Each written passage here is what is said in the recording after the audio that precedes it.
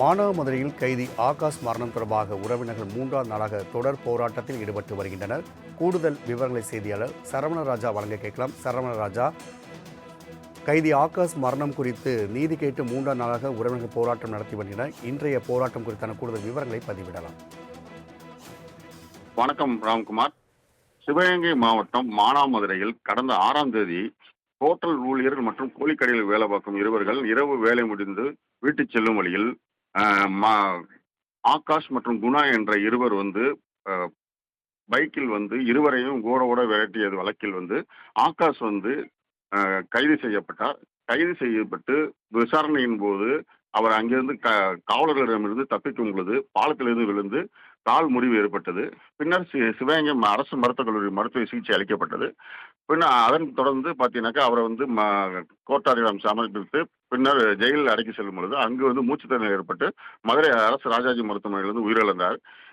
இதன் நிலையில பார்த்தீங்கன்னாக்கா அவங்க குடும்பத்தார் மற்றும் உறவினர்கள் கடந்த 3 நாட்களாக இன்றோடு சேர்த்து 3ஆவது நாள் போராட்டமானது மதுரை ராமேஸ்வரம் தேசிய நெடுஞ்சாலையில் பந்தல் அமைச்சு பார்த்தீங்கன்னாக்கா போராட்டமானது நடைபெற்று வந்துகிட்டு இருக்கு.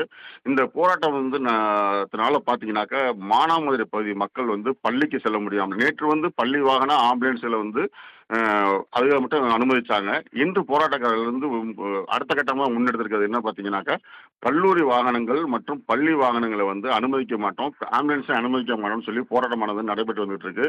இப்போ காவல்துறை எவ்வளவோ பேசியும் அவர்கள் இதுக்கு உடன்படவில்லை.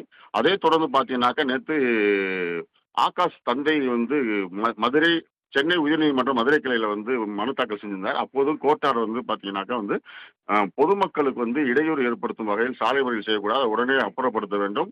அதன் தொடர்ந்து அவரது ஆகாஷனுடைய உடற்கூறு ஆய்வு மற்றும் காவல் நிலையத்தில் உள்ள சிசிடிவி காட்சிகளை பத்திரப்படுத்த வேண்டும் என உத்தரவிட்டிருந்தாங்க.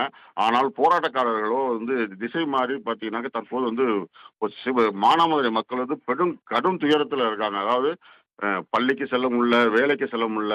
அதே போன்று சுற்றுலா தலமான ராமேஸ்வரம் பார்த்தீங்கன்னாக்கா கிட்டத்தட்ட ஒரு ராமேஸ்வரம் செல்ல வேண்டும் மானாமதுரை வழியாக்கா கிட்டத்தட்ட 50 கிலோமீட்டர் சுற்றி செல்ல வேண்டிய சூழல் ஏற்பட்டிருக்கு. இந்த சாலை மறியல் போராட்டத்தால் பார்த்தீங்கன்னா பொதுமக்கள் கடும் அவதிக்குள்ளாயிருக்காங்க.